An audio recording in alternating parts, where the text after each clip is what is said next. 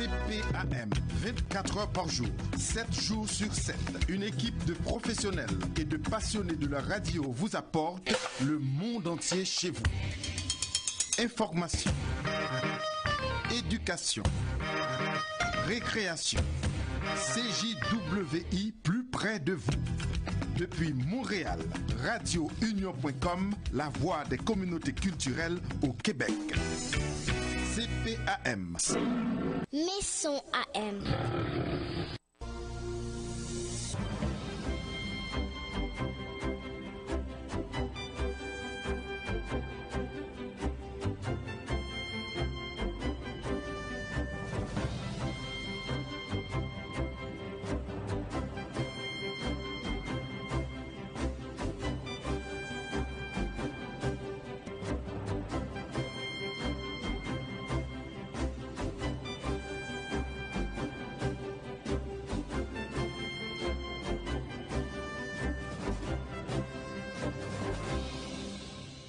Exactement 16h35, on vous l'a annoncé. Professeur Miloud Chenoufi, qu'on a enregistré il y a à peine quelques minutes. Professeur Miloud Chenoufi est chercheur de l'Observatoire sur le Moyen-Orient et l'Afrique du Nord. Il est également professeur au collège professeur au Collège des Forces canadiennes. On écoute cet enregistrement réalisé il y a quelques minutes avec Miloud Chenoufi.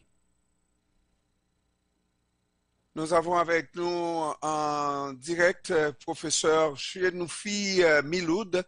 Il est chercheur de l'Observatoire sur le Moyen-Orient et de l'Afrique du Nord et aussi donc professeur au Collège des Forces canadiennes. Bon après-midi, professeur Miloud. Bonjour à vous. Alors, professeur, aujourd'hui, il y a cette décision de la Cour internationale de justice qui est tombée. C'est, si on peut dire, une première partie de cette requête faite par l'Afrique du Sud par rapport à cette guerre entre Israël et le Hamas. Et je pense que cette décision de justice, première partie, ne fera pas l'affaire d'Israël du tout parce que on donne beaucoup de responsabilités à Israël. Quasiment, c'est de demander à Israël d'arrêter la guerre. En fait, vous avez raison de dire que c'est une décision préliminaire, mais si cette décision avait été différente de celle qu'on a vue aujourd'hui, eh bien le processus aurait pu s'arrêter. C'est-à-dire que la Cour internationale de justice aurait pu dire que le dossier présenté par l'Afrique du Sud ne mérite pas que la procédure se poursuive parce qu'il est sans substance. Or, ce que la Cour dit ici, c'est qu'il y a suffisamment de substance, suffisamment de base pour que la procédure se poursuive. Et ça, c'est d'une part. Et d'autre part, la Cour demande à Israël de s'assurer que des actes assimilables à un génocide ne soient pas commis. Ce n'est pas tout à fait ce que l'Afrique du Sud voulait, mais ce n'est pas encore traité. C'est-à-dire ce que l'Afrique du Sud cherchait à établir sera étudié plus tard. Ce que nous voyons aujourd'hui avec cette décision qui dit à Israël de s'assurer qu'il n'y a pas d'acte de génocide, c'est l'argumentaire pour dire que la saisine par l'Afrique du Sud est reçue. Et enfin, on demande aussi aux autorités israéliennes de mettre un terme aux appels publics à commettre un génocide contre les Palestiniens. Chose qui avait été incluse dans le dossier présenté par l'Afrique du Sud. Autrement dit, c'est beaucoup de responsabilités dans une guerre. Et quant à mon expérience, je pense que si ça continue à aller dans ce sens-là, l'outrage au tribunal, ça sera aux responsables, que ce soit militaires ou politiques, qui encouragent et qui continuent cette guerre. Et puis, parce que je dois vous poser plusieurs questions en même temps, on essaie de comprendre. on pensait que c'était une décision qui ne serait pas contraignante, mais c'est une décision d'une instance des Nations Unies. Si elle n'est pas respectée et exécutée, les Nations Unies ont à voir à faire en sorte qu'elle soit exécutée et respectée.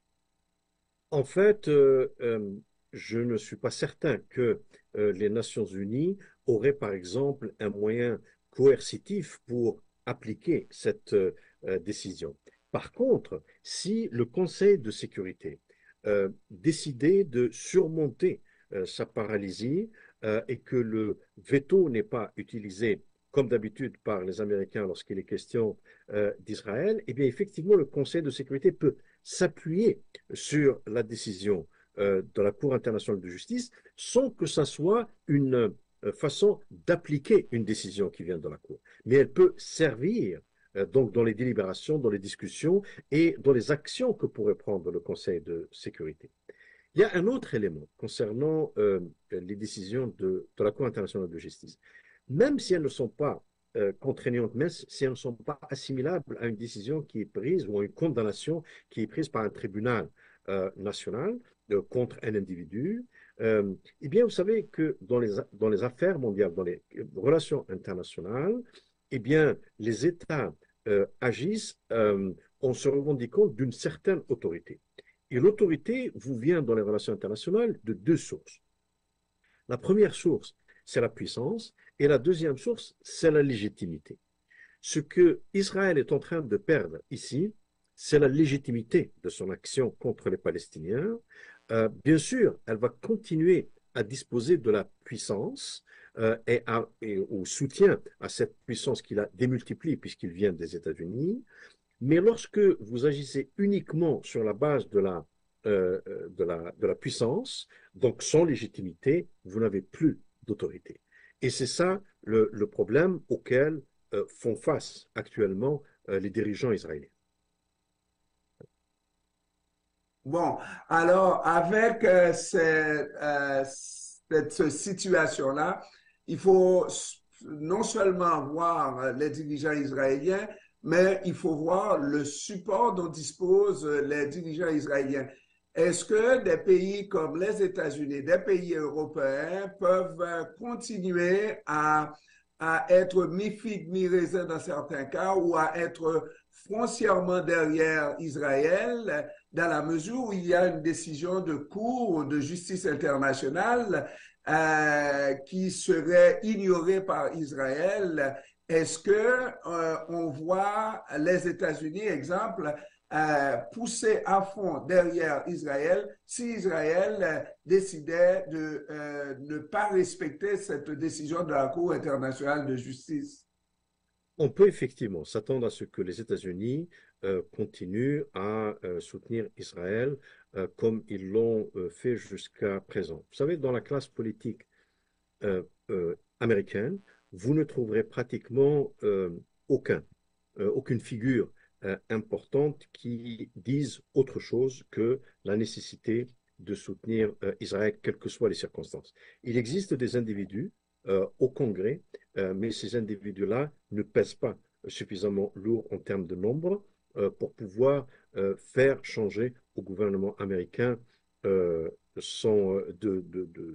cours ou de direction. Vous savez, même si le président Biden perd politiquement dans cette affaire, eh bien, il continue en fait à soutenir Israël.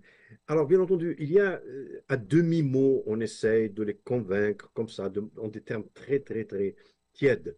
On essaie de convaincre les Israéliens de faire attention dans leurs opérations pour qu'ils ne fassent pas face à des poursuites comme celle qui a été initiée par l'Afrique du Sud. Mais c'est tellement tiède et ce n'est pas du tout suivi de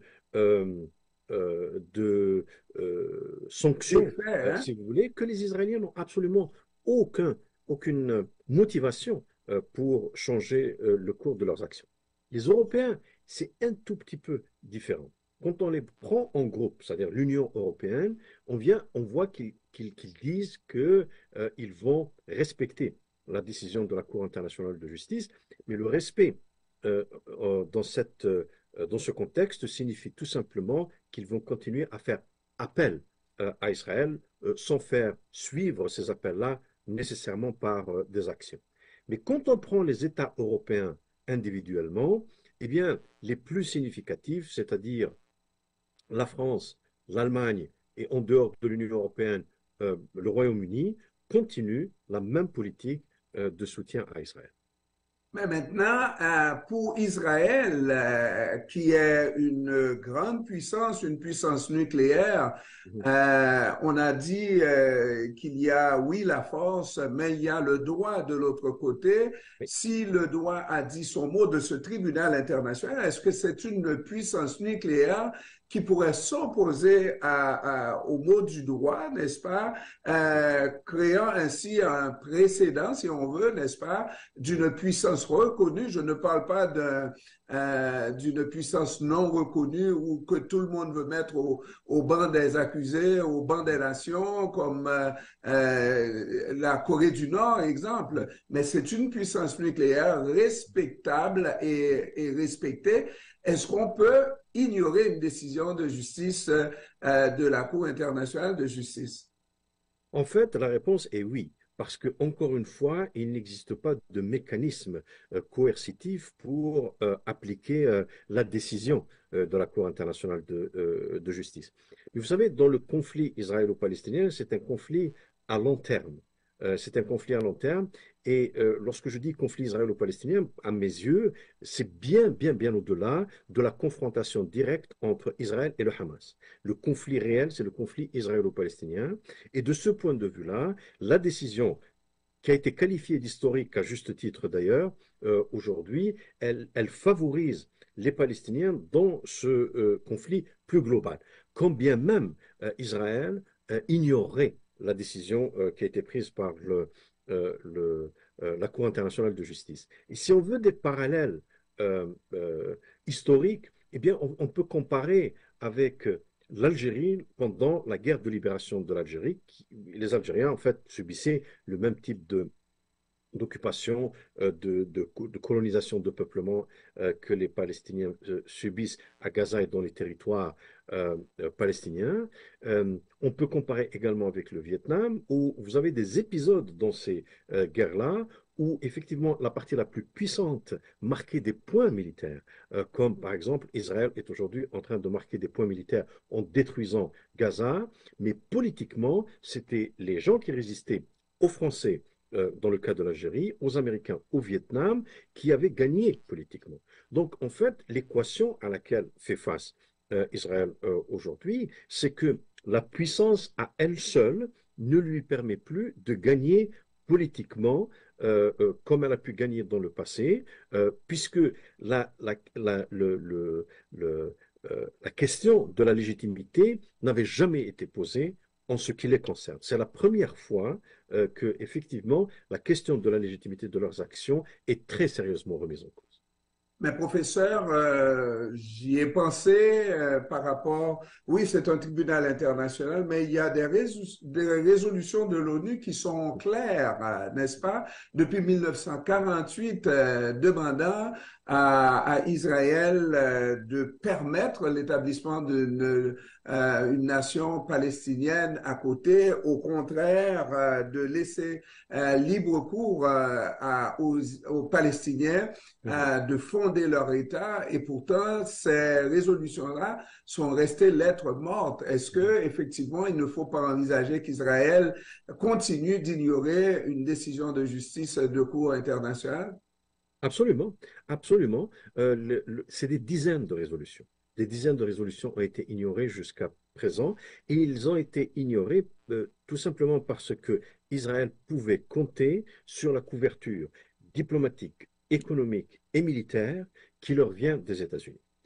Vous savez, les États-Unis jouent un rôle pivot dans cette question-là, et même si les Palestiniens marquent des points politiques aujourd'hui, vous comprenez bien que tant et aussi longtemps qu'Israël bénéficie de ce soutien américain, ces dirigeants peuvent se permettre d'ignorer royalement la communauté internationale et d'ignorer royalement les Nations Unies, puisqu'ils sont assurés que leurs affaires vont continuer à la fois avec les États-Unis, avec l'Europe et même avec d'autres États en dehors de l'Amérique du Nord et de l'Europe. Donc, c'est un risque réel qui est là, et la délégitimation à travers la Cour internationale de justice n'est pas suffisante pour les amener à changer de cours d'action.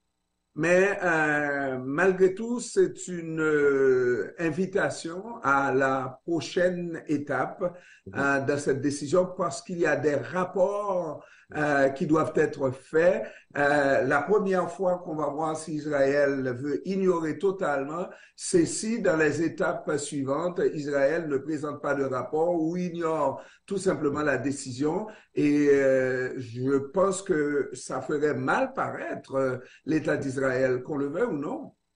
Exactement. Et puis, vous savez, aujourd'hui, des Israéliens même, même si ce sont des voix encore très minoritaires, ne disent pas le contraire. Ils disent exactement ça en affirmant et en critiquant le gouvernement de Netanyahou selon la ligne qui veut que on a la puissance pour éradiquer Gaza de la carte géographique, mais cela a des conséquences, et ces conséquences-là sont assez catastrophiques pour Israël à partir du moment où vous avez une bonne partie de l'opinion publique mondiale qui s'oppose à nous, et puis vous avez de plus en plus de pays qui aujourd'hui, contrairement au passé, n'hésitent pas à critiquer et à remettre en cause la légitimité de l'action d'Israël. Vous savez, pendant tous les assauts sur Gaza qui se sont produits dans le passé, la phrase selon laquelle Israël a le droit de se défendre primait sur tous les autres éléments conversation, éléments de langage. Ce n'est plus le cas aujourd'hui. Je veux dire, aujourd'hui, on parle quand même de génocide présumé. Nous sommes dans un contexte qui est complètement différent.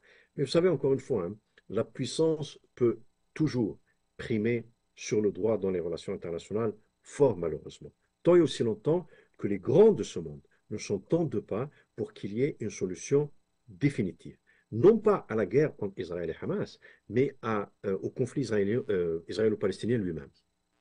Alors, professeur, on regarde ça parce que la décision, la deuxième partie de la décision sur le génocide, et je comprends, c'est comme une injonction et la partie la plus importante, on la garde pour plus tard. Ça risque de prendre plusieurs mois et entre-temps, probablement qu'on arrivera au mois de novembre où il va y avoir des élections aux États-Unis. Et dans les circonstances, malgré qu'ils soient américains, quand ils sont républicains ou démocrates, ils sont tous américains avec le même objectif de supporter Israël, mais j'ai l'impression, c'est mon petit doigt qui me le dit, que la meilleure nouvelle quand même dans les circonstances pour les Palestiniens, c'est d'avoir un renouvellement de mandat pour Joe Biden. Et la pire, ça serait d'avoir un retour du président Trump aux affaires aux États-Unis. En fait, les Palestiniens ne gagnent jamais dans les élections américaines, jamais. Là, vous avez raison, hein. Peu importe qui gagnera les élections au mois de novembre, qu'il s'agisse du côté démocrate du président Biden ou du côté républicain de Donald Trump, ou même de ses concurrents, même sa concurrente, la principale concurrente, a une position qui est similaire à celle de Biden sur le dossier palestinien. Donc les Palestiniens ne gagnent pas. Par contre, il y a une chose. Si jamais Biden perdait ces élections-là, eh bien, la base ou la partie de la base du Parti républicain, notamment, Parti démocrate, pardon, notamment les jeunes qui ont une vision différente et plus équilibrée sur le conflit israélo-palestinien, vont être renforcés dans leurs convictions en disant, désormais, aux États-Unis, il y a un prix lorsqu'on adopte une position aussi extrême anti-palestinienne. Par conséquent, il est politiquement, pas moralement, hein, mais politiquement dans l'intérêt du Parti démocrate d'équilibrer sa position si on veut gagner les élections dans le futur. Alors, pensez-y bien, et puis c'est une décision où nous allons voir comment Benjamin Netanyahou va réagir. D'ailleurs, j'ai l'impression qu'il doit réagir, qu'il est sous pression pour réagir, pas quant à cette décision, mais quant à l'issue de cette guerre, n'est-ce pas? Et qu'il est en train de chercher une issue pour sortir de la guerre. En tout cas, nous aurons l'occasion de nous reparler, professeur. Professeur Chenoufi Bilou, de chercheur de l'Observatoire sur le Moyen-Orient et de l'Afrique du Sud et professeur au Collège des Forces canadiennes. Je vous remercie d'avoir pris du temps de nous parler cet après-midi, professeur. Merci à vous, c'est toujours un plaisir. Au revoir. Merci, au revoir.